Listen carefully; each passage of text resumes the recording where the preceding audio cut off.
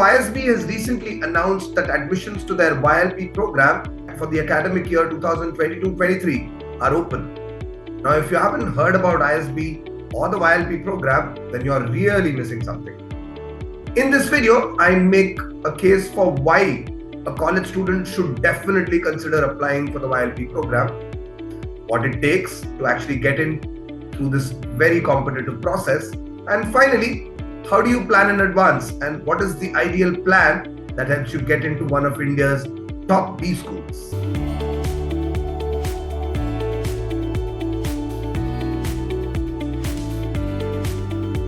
My name is Anand Venkatesan. I'm the founder of mentorscapital.com.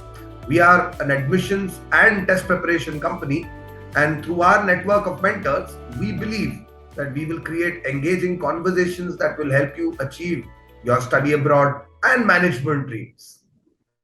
So let's get this session started. I'm going to focus on first telling you more about the YLP program, but eventually I'll build on to what is the ideal plan if you're targeting the YLP program 2022. A couple of facts first. So YLP, or Young Leaders Program, is the deferred admission program at the Indian School of Business. With two campuses, one in Hyderabad and one in Mohali, ISB has increasingly become one of the most coveted B schools in India. In fact, even rivaling the top 3 IIMs. Now, deferred admission basically is when a B school admits student without work experience, but then allows the student to pursue their experience, chasing of experience, and for a duration of 2 to 5 years. That varies from university to university. In ISB specific case, that's 20 months, right? Which means you get admission into the YLP program, and there will be a 20-month hiatus when you will be attending weekly classes, every term or so at the Indian School of Business.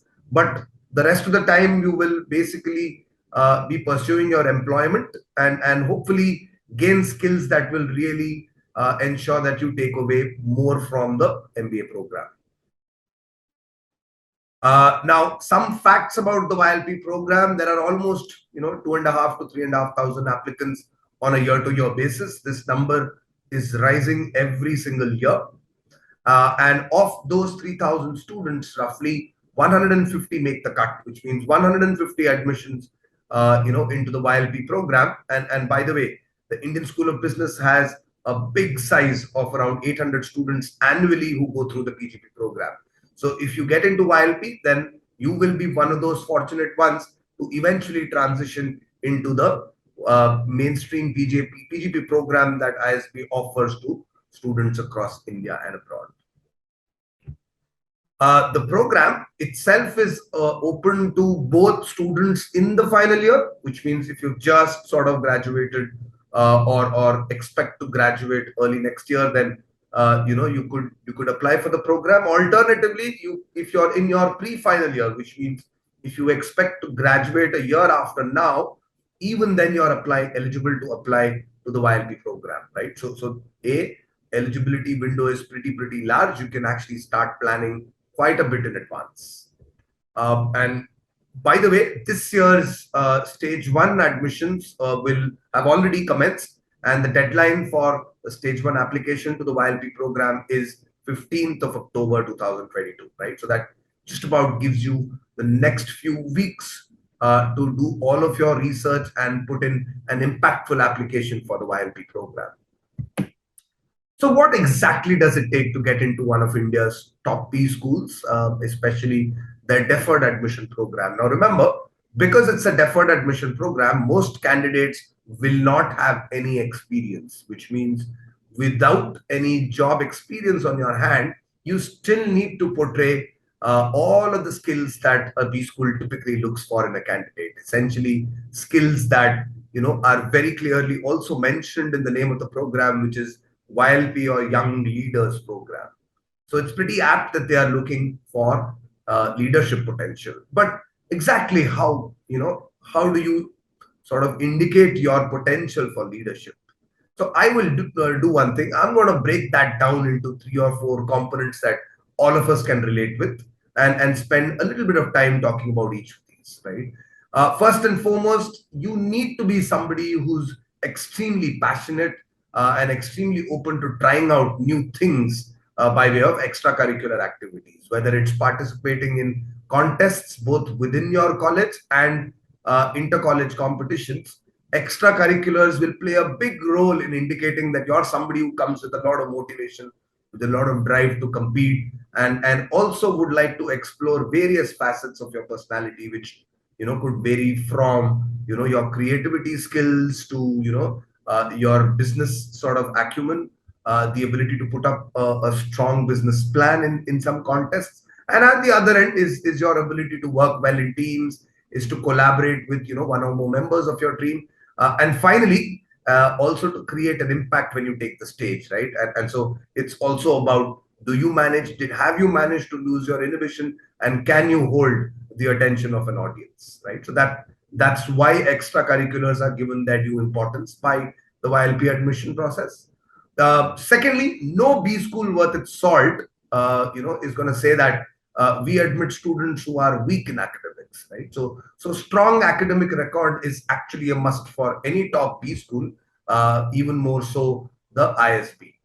But remember that academic orientation, or your ability to do well in your chosen area, obviously it's a subject which you have chosen to study. So the willingness to do so, and the drive to also achieve that, comes from a CGPA of minimum of 7.5. A distinction in your undergraduate program is almost a must, but if you really want to be safe, try to keep that number above 80%.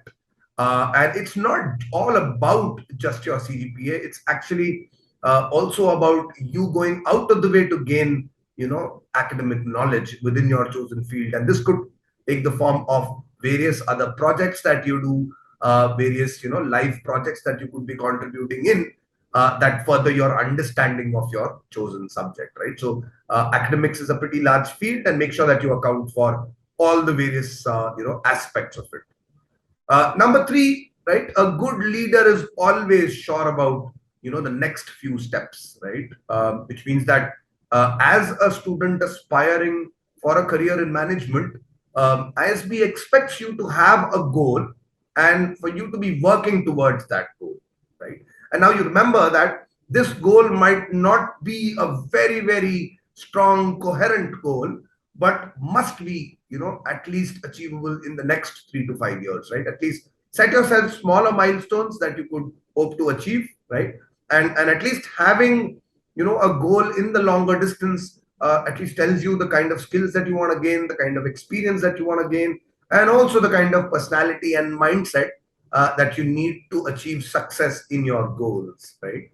And goal orientation is most obvious from a cursory glance at your CV, and so you must try and populate, your CV or resume with more and more stuff around, moving towards your goal, whether it's in the form of online courses that you did, or in the form of internships that you pursued, or in the form of other project work that you did in college that help you get a better understanding of your chosen field.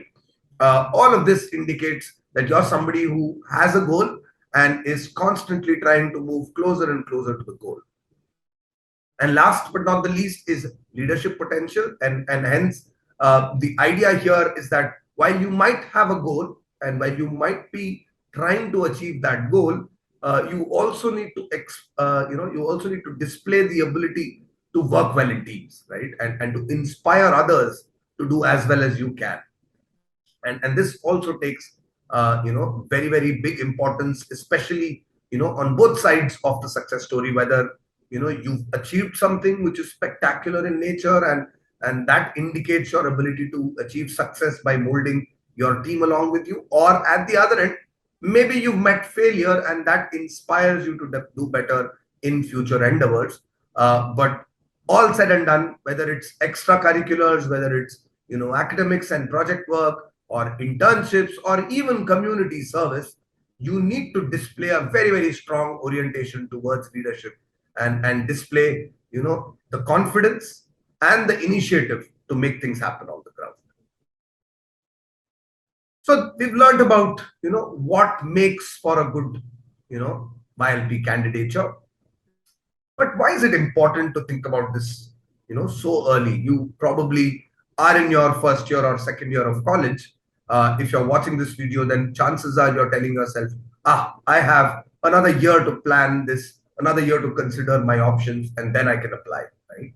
So why plan for it now? Well, to put it simply, you need a significant edge to, crack the extremely competitive YLP process. Remember that unlike the CAT and other MBA exams, number one, YLP only has about 3 to 3,500 applications as we speak, right? The number might go up, but it still will not rival, the lakhs of students who take CAT every year, hoping to get into one of the top B schools in India, right? So one, the competition is lower, so you should give yourself a very, very good shot at the goal at ISB's YLP.